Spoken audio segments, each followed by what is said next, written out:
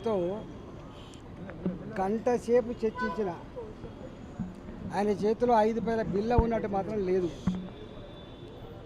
మా గౌరవ కార్పొరేటర్లు ఈ సంవత్సరాల కాలంలో చిన్న పనుల కోసం దరఖాస్తు ఇచ్చిన 5 పైసల బిల్ల శాంక్షన్ కాలేదు.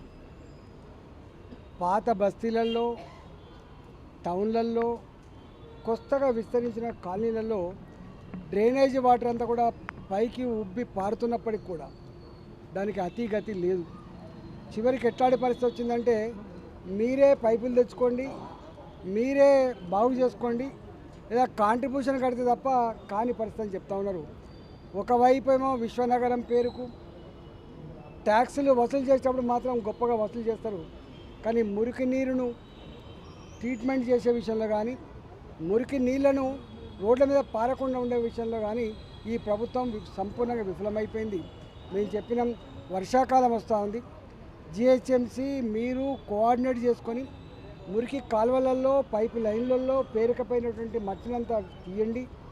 ఎక్కడెక్కడైతే 5 సెంటీమీటర్లకు 8 సెంటీమీటర్ల వర్షానికే మొత్తం మునిగిపోతున్నాయో ఈ మునిగిపోకుండా ప్రికాషన్ మెజర్స్ తీసుకోండి.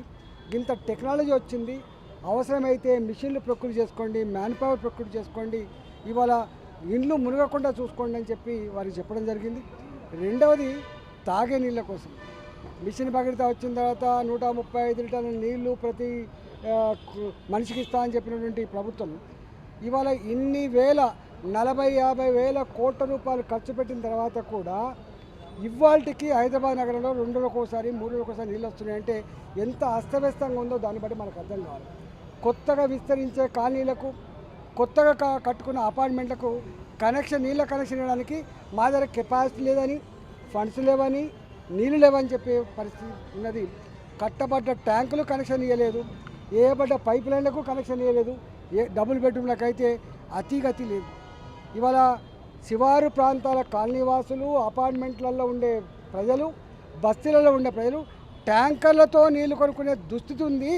దీన్ని ఎప్పుడు రెక్టిఫై చేస్తారంటే వాళ్ళు మాకేదో ప్రణాళికలు, ఏదో 17,000 కోట్లు, ఫేజ్ 2లు, ఫేజ్ 3ల గురించి మాట్లాడుతున్నారు తప్ప ఇప్పటికిప్పుడు ఈ సమస్య పరిష్కారానికి వాళ్ళ దగ్గర రూపాయి ఉన్నట్టు కానీ ప్రణాళిక ఉన్నట్టు తెలుస్తలేదు. మేము ఒకటే చెప్పినాం, మీరు కనుక వచ్చే వర్షాకాలానికి వరదలు రాకుండా, ముంపుకు గురి కాకుండా ప్రికాషన్ మెజర్స్ తీసుకోండి, శాశ్వత పరిష్కారం చేయమని చెప్పి కోరినాం.